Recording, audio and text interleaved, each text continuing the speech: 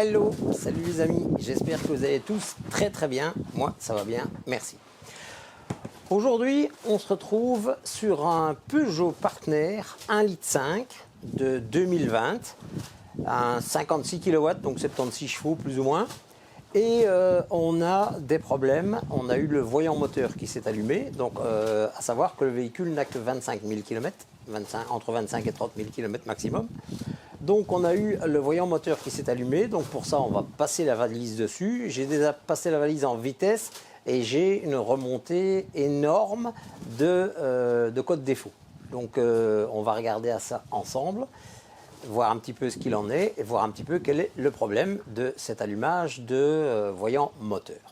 Alors en même temps, on fera un entretien, donc un entretien des 25 000 km sur ce Peugeot Partner moteur 1,5 litre DCI. Voilà. Alors, si pour les abonnés, eh bien, j'en profite, je vous souhaite d'un joyeux Noël et de bonnes fêtes de fin d'année. Hein. Alors, pour les autres, que vous tombez par hasard sur la chaîne ou si elle vous intéresse et que vous tombez sur cette vidéo, eh bien, n'hésitez pas, cliquez sur le petit bouton s'abonner, sur la petite cloche également pour être prévenu de toutes les vidéos à venir et vous me mettez un petit pouce bleu qui fait toujours grandement plaisir et qui sert au référencement de la chaîne sur YouTube. Voilà, à savoir que nous avons également aussi un groupe Facebook, Bricole et Racagnac, où vous pouvez discuter de tous vos problèmes mécaniques. Vous êtes tous les bienvenus, bien entendu, toute la communauté ainsi que moi-même. On essaiera toujours de répondre à vos besoins et à toutes vos questions. Voilà. Nous sommes également aussi sur Instagram. On est peu nombreux sur Instagram. Là, vous voyez, c'est aussi les présentations des vidéos, ce sont les mêmes que sur la chaîne. Donc, vous êtes tous et toutes les bienvenus. Donc, sans plus tarder, on va regarder, je vais vous poster les photos des codes défauts qui ont déjà été relevés et on va regarder un petit peu ce qu'il en est. Alors, à savoir que j'ai mesuré un petit peu la valeur de la batterie et elle est un peu faiblard. Donc, je vais mettre tout ça en charge parce que je vous rappelle quand même que lorsqu'on a beaucoup de codes défauts comme ça remontés sur une voiture, il faut d'abord regarder un petit peu l'état de la batterie parce que si votre batterie n'est pas bonne, votre calculateur ne reçoit pas les bonnes tensions et automatiquement, il vous remonte un monticule d'erreur. Donc, c'est peut-être probable que ce soit ça. Donc, on va vérifier l'état de la batterie. Ça me paraît un peu faiblard. Je la mets en charge et après on regardera en faisant un nouveau diag, voir un petit peu quels sont les codes défauts qui reviennent. Après moi je vais aller faire un petit tour avec le véhicule histoire de le pousser un petit peu pour voir s'il n'y a pas des défauts du côté de l'EGR ou quoi qui pourraient remonter dans la mémoire du calcul. Voilà. Eh bien, écoutez les amis, sans plus attendre, je pense qu'on va passer déjà sur l'image des codes défauts et puis on va approfondir un petit peu tout ça. Allez, vous me suivez? C'est parti. Go!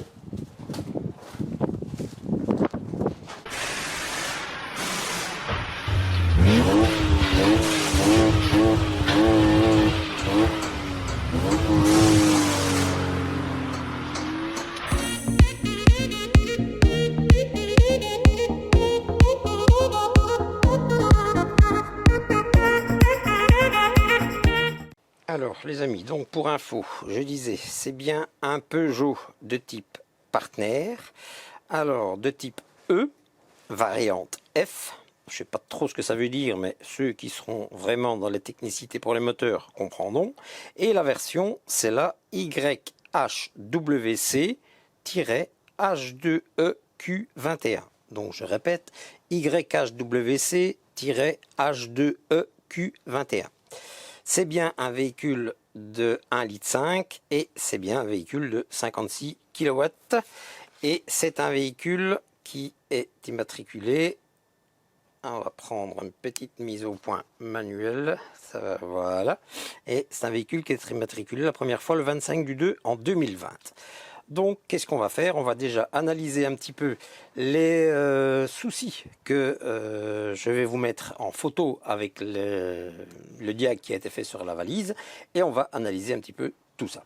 Et allez, à tout de suite. Alors, les amis, ce que vous pouvez voir, c'est que donc ici, le témoin moteur est bien allumé.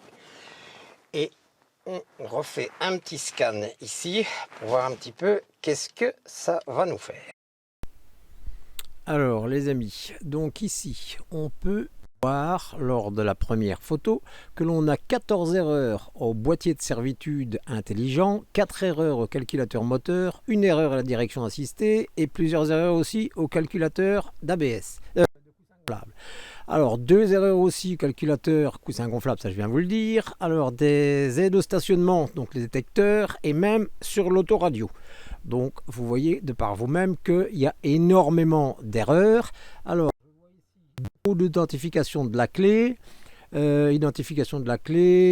déverrouillage de l'antidémarrage, alors que l'antidémarrage fonctionne parfaitement, perte de compteur temporel, de boîtier de vitesse, enfin vous voyez une tonne, défaut des états de verrouillage, le verrouillage fonctionne bien, alors défaut du démarreur alors que le démarreur fonctionne bien, donc vous voyez on a une tonne de défauts alors que tout est parfaitement fonctionnel. Alors les amis, ce qu'on peut déjà voir, c'est que donc j'avais remarqué que j'avais fait un scan avec la valise Diag, excusez-moi pour le bruit mais il y a un vent énorme ici, début de tempête, je sais pas quoi, bref. Donc j'avais vu qu'il y avait énormément d'erreurs remontées à la valise et généralement quand il y a autant d'erreurs, ça veut dire qu'il y a un problème à la batterie, donc elle n'a pas sa charge d'origine et donc de ce fait là, les différents capteurs ne savent pas donner les informations qu'ils devraient. Alors, ce que j'ai fait, j'ai mesuré en premier temps la batterie et j'avais ceci. Donc, vous le voyez par vous-même, le témoin rouge là-haut. Donc, la batterie n'est pas en bonne forme. J'ai mis avec un chargeur ici en charge toute la nuit. J'avais au début donc tous les témoins verts, donc ici j'étais en full, donc en full charge, donc là il n'y avait pas de souci, ma batterie était bonne. Donc j'ai coupé le contact, j'ai laissé reposer pendant toute une avant-midi le véhicule pour voir un petit peu ce qu'il allait en être. Et maintenant, sans rien avoir d'allumé, je reviens maintenant pour vérifier. Et qu'est-ce qu'on voit? Eh bien, on voit en fait que les témoins, il est rouge. Bon, je vais reprendre parce que là, à mon avis, il ne doit pas donner grand-chose. Il n'allume même plus mon témoin, donc faut pas demander. Donc en fait, voilà, il n'y a plus rien du tout qui s'allume au testeur, même pas le bas, donc tu veux dire qu'il est en dessous de 8 volts. Donc la batterie est morte. Donc ça, c'est une chose. Alors, donc on va c'est remplacer cette batterie. Et alors, ce que je vais faire aussi, parce que si vous avez bien regardé normalement, enfin je sais pas si vous l'avez vu, parce que je pense pas qu'on a encore fait, il y a énormément de baisse, parce que là je suis quasiment à zéro au niveau point de vue liquide de refroidissement, vous le voyez un petit peu, voilà. Et le client me dit que lorsqu'il démarre, ça fume blanc à l'arrière. Donc j'ai un petit peu peur pour une fissure dans le joint de culasse. Voilà, je vais y arriver. Ouais. Et donc, qu'est-ce que je vais faire? On va mesurer un petit peu les compressions par cylindre. Donc, pour ça, eh bien, il faut démonter les 4 injecteurs ici. Et on va utiliser pour ça une valise bien spécifique qui est ceci, avec un marteau d'inertie, pour pouvoir enlever les injecteurs. Et après, dans chaque cylindre, on va venir utiliser ceci, donc qui est une petite valisette, voilà, pour pouvoir mesurer les pressions. Et on doit avoir les 4 mêmes pressions à peu de choses. Je vais dire les 4 mêmes pressions dans les 4 cylindres. Voilà. Donc on mesurera ça pour voir un petit peu qu'est-ce que ça dit. Voilà. Donc ici, qu'est-ce que je vais faire? Je vais démonter les injecteurs, à la rigueur même un seul à la fois, on n'est pas obligé de démonter les 4 d'un coup. Et je vais mettre aussi la batterie en charge, parce que si j'ai besoin de faire tourner le moteur, bien sûr, il faut qu'il y ait du jus. Donc je vais mettre le chargeur dessus, démonter un injecteur à la fois, mesurer les valeurs. On regarde ça ensemble pour savoir si ça vient du joint de culasse ou pas. Allez, à tout de suite. Alors les amis, pour pouvoir accéder comme il faut aux injecteurs comme c'est ici, il faut enlever cette pièce-ci. Donc c'est une partie qui est ici au-dessus. Il faut enlever les écrous, les boulons qui se situent tout le tour. Il y en a derrière aussi, ici. Et il faut enlever les petits colliers de serrage plastique qui tiennent les fils ici pour pouvoir faire bouger cette partie-là vers l'arrière. Voilà. Après, on mettra des petits colsons comme c'était pour pouvoir tenir les fils dans la gorge, tout simplement. Donc voilà, donc il faut écarter ça, il faut enlever un petit peu ceci également, donc la partie turbo, il faut la reculer ici pour pouvoir avoir de la place, pour pouvoir dégager cette pièce-ci complètement. Voilà. Et lorsqu'on a enlevé tout ça, là on voit déjà beaucoup plus clair ce qui va nous permettre à ce moment-là voilà, d'accéder à nos 4 injecteurs qui sont là. Voilà. Alors, ce qu'on va faire, il faut les déconnecter tous les 4 parce que comme vous voyez qu'ici, la partie ici est ouverte. Eh bien, quand on va faire tourner le moteur pour mesurer les compressions, il y a grande chance qu'il y ait peut-être de l'huile qui sorte un peu par là. Donc, on va regarder un petit peu à ça. Et alors, au niveau de l'huile que l'on voyait ici, eh bien, il y a grande chance que ça coulait un petit peu d'ici parce que je vois que ça transpire d'ici au-dessus. Donc, c'était une transpiration sans plus, donc pas une grosse fuite. On va nettoyer tout ça lors du remontage pour voir tout ça un petit peu plus proprement. Ici, on va enlever les 4 brides, donc c'est du torque semelle ici. On enlève les 4 brides et on va enlever bien sûr les tuyaux d'admission haute pression sur les injecteurs. Et puis on va enlever les 4 injecteurs, parce que comme ça le moteur aura plus facile pour tourner. Alors, on les met dans le bon ordre, hein. Donc si vous voulez, vous pouvez les numéroter, hein. Vous pouvez marquer par exemple 1, 2, 3, 4, parce qu'on va mettre le numéro 1 côté boîte de vitesse. Donc comme ça, ici sur la culasse, vous pouvez remettre aussi si vous voulez 1, 2, 3, 4. Comme ça, vous savez directement remettre vos injecteurs à la bonne place. Donc il n'y a pas de souci. Vous regardez comment ils sont mis, vous voyez que les fiches sont mises comme ça. Si jamais vous voulez ne pas avoir de soucis lors du remontage, vous prenez une petite photo. Et comme ça, vous savez exactement comment les remettre dans le bon ordre. Voilà. Alors ici, on va démonter les injecteurs et puis on va regarder pour mesurer ces taux de compression. Allez, à tout de suite. Alors, les amis, test au premier cylindre.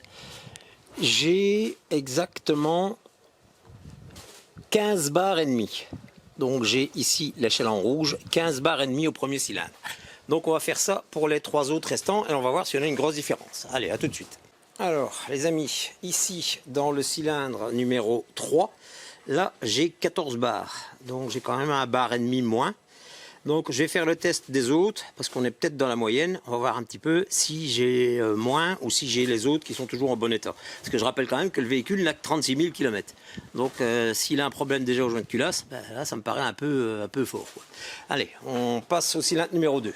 Alors, les amis... Encore plus bizarre, sur le cylindre numéro 2, je n'ai que 12 bars.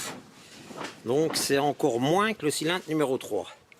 Et franchement, là ça commence un petit peu à m'inquiéter parce que ça fait vraiment quand même beaucoup là quand même. De 15,5 à 12, quand même à 3,5 de différence. 3 bars et demi sur un nouveau moteur, ça fait quand même beaucoup. Bon, on va passer au dernier et on va voir un petit peu qu'est-ce que ça donne.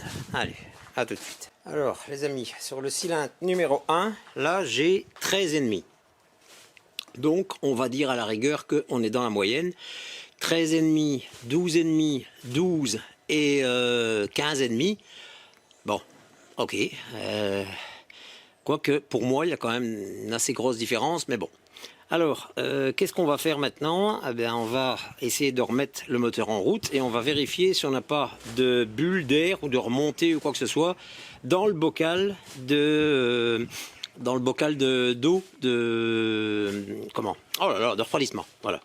Dans le vase d'expansion pour voir si on n'a pas de bulles qui remontent, s'il n'y aurait pas des gaz d'échappement qui remontent par là. Voilà, comme ça on sera déjà un petit peu plus fixé. Et on va aller jeter un coup d'œil à l'échappement pour voir, comme il avait dit que ça fumait blanc, voir un petit peu qu'est-ce que ça dit. Allez, on fait ça et on se retrouve tout de suite. Alors, les amis, ne m'ayant pas encore procuré d'appareil pour vérifier s'il y avait de la pression de remontée dans un circuit de refroidissement, ma petite astuce, c'est que vous mettez sur le bouchon soit un ballon, soit un préservatif, soit un gant en caoutchouc, comme je viens de mettre ici. J'ai mis un gant en latex et j'ai mis un gros élastique tout le tour du système. Comme ça, il est bien étanche. Et si vous avez une remontée de pression dans votre bocal, eh bien vous allez voir votre gant ou votre préservatif ou votre ballon qui va gonfler. Et donc comme ça, vous savez que vous avez un joint de culasse qui est mort et vous avez une remontée de pression dans le système. Donc ici, ce qu'on va faire, on va mettre en route. Donc allez, on peut mettre en route et on va regarder. Voilà, et qu'est-ce qu'on voit? On voit rien du tout. Il n'y a rien qui bouge. Je vais récupérer ma lampe, je vais casser la gueule. Voilà. Et donc vous voyez qu'il n'y a rien du tout qui bouge. Il n'y a pas de pression de remontée dans le bocal. Donc ça, c'est déjà une très bonne chose. Et il n'y a pas de dépression non plus, parce que s'il y avait une dépression, le gant serait aspiré. Je peux couper. Donc s'il y avait une dépression donc que ça aspirerait votre liquide vers le bas, eh bien à ce moment-là, le gant serait aspiré dans votre bocal, donc ça revient exactement pareil. Donc là, en fait, il n'y a pas de pression, donc c'est quelque chose de bon. Donc voilà. Alors, qu'est-ce qu'on va faire maintenant? On va se mettre à l'échappement et on va regarder un petit peu ce qui dit que ça fume blanc. On va voir un petit peu ce que ça donne. On va tout de suite à l'échappement. Alors les amis, donc voilà, nous voilà ici à l'échappement. On va mettre en route et on va regarder si ça fume blanc. Mais en route! Ici, moi, je vois rien du tout. Donne des coups de gaz!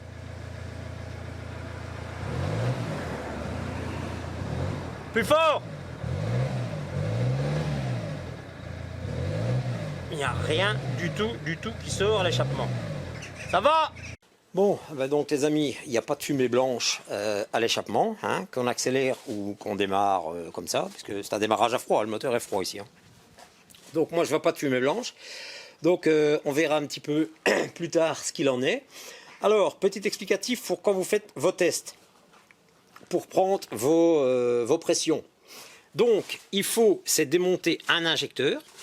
Vous raccordez, vous laissez raccorder par la du riteau de pression votre injecteur, mais sur le côté, par rapport au trou. Donc quand vous l'avez sorti, hein. Bon, parce que la rampe retour, vous le tirez, les alimentations électriques, vous les tirez, et vous défaites un injecteur que vous laissez raccorder sur le tuyau haute pression, pour ne pas qu'il ne fuite.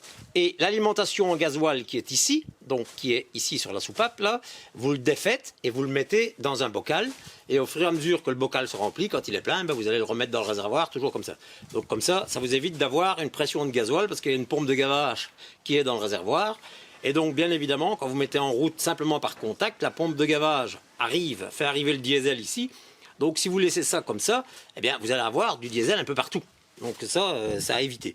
Donc, enlevez l'arrivée de gasoil ici, vous le mettez dans un petit récipient que vous récoltez, et ici, vous laissez vos injecteurs connectés sur le tuyau, vous le mettez sur le côté, et avec votre système de pression ici, ben ça, vous venez le mettre cylindre par cylindre, en appuyant dessus, puisque ça va venir se caler dans le fond du cylindre. Vous appuyez fermement dessus, parce qu'il y a quand même pas mal de pression, parce que comme on a dit, entre 12 et 15 bars, donc c'est quand même quelque chose de fameux.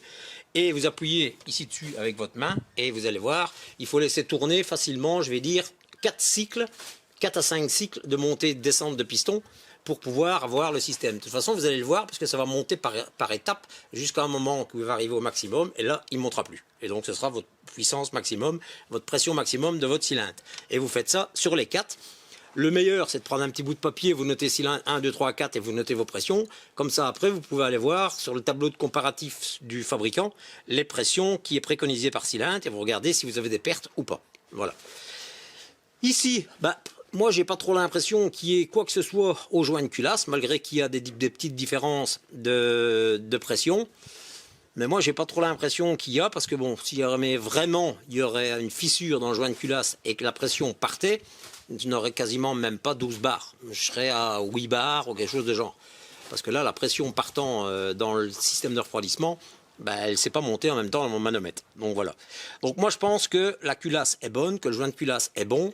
De toute façon, s'il y avait réellement de l'eau qui partirait dans le système de gasoil dans la chambre, il y aurait vraiment une fumée blanche à l'extérieur du pot d'échappement. Et là, vous avez vu, on n'a rien du tout. Donc moi, pour moi, ça, c'est pas grand-chose. On va quand même remettre à niveau, puisqu'on va faire la vidange complète du liquide de refroidissement, parce que je rappelle quand même que c'est une vidange à faire tous les 2-3 ans. Hein, liquide de refroidissement, liquide de frein, liquide d'embrayage. Tout ça, ce sont des liquides généralement qu'il faut remplacer tous les 2 à 3 ans maximum. Ou 80 000 km. Ça dépend un petit peu de ce que vous faites. Mais généralement, c'est plutôt ce genre de liquide, c'est plutôt dans le temps. Pourquoi, vous allez me dire? Parce que le liquide de refroidissement, le liquide de frein, il capte énormément l'humidité. Donc, ce qui veut dire qu'après 2 ans, il est bourré d'humidité. Et quand vous mettez le bic pour faire le petit test, il est dans le rouge parce qu'il est gorgé d'humidité. Et de l'huile de frein qui est avec de l'eau, eh bien à ce moment-là, l'eau étant plus compressible que l'huile, vos freins, ils fonctionnent moins bien. Et le liquide de refroidissement, lui, en fait, à la longue, il s'acidifie. Et du fait qu'il devient plus acide, eh bien, il vient démanger vos joints et tout ça dans la circulation de votre moteur. Donc voilà pourquoi on préconise le changement après 2-3 ans. Voilà, comme ça au moins, vous savez le pourquoi du comment. Écoutez, moi, je vais un petit peu continuer à chercher ce qui pourrait être la cause de ce petit problème de perte de liquide. Mais je pense plus à une fuite externe, à une durite ou quoi que ce soit sur le fonctionnement. Donc ce que je vais faire après, je vais remonter comme il faut le moteur, je vais vidanger le liquide, je vais remettre du nouveau liquide et je vais le mettre en route et je vais me mettre en dessous de la voiture et voir un petit peu s'il y a une fuite ou quoi. Donc comme ça on verra un petit peu s'il y a une fuite, mais moi je pense plus à ça quoi. Une petite fuite sur une durite quelconque et c'est pour ça que le liquide s'est barré. Parce que franchement, du liquide de refroidissement, ça fait généralement une fumée beaucoup plus blanche que ça. Voilà. Allez, on se retrouve pour la suite où je clôture peut-être cet épisode ici, je sais pas trop. Allez, on verra ça. Tantôt.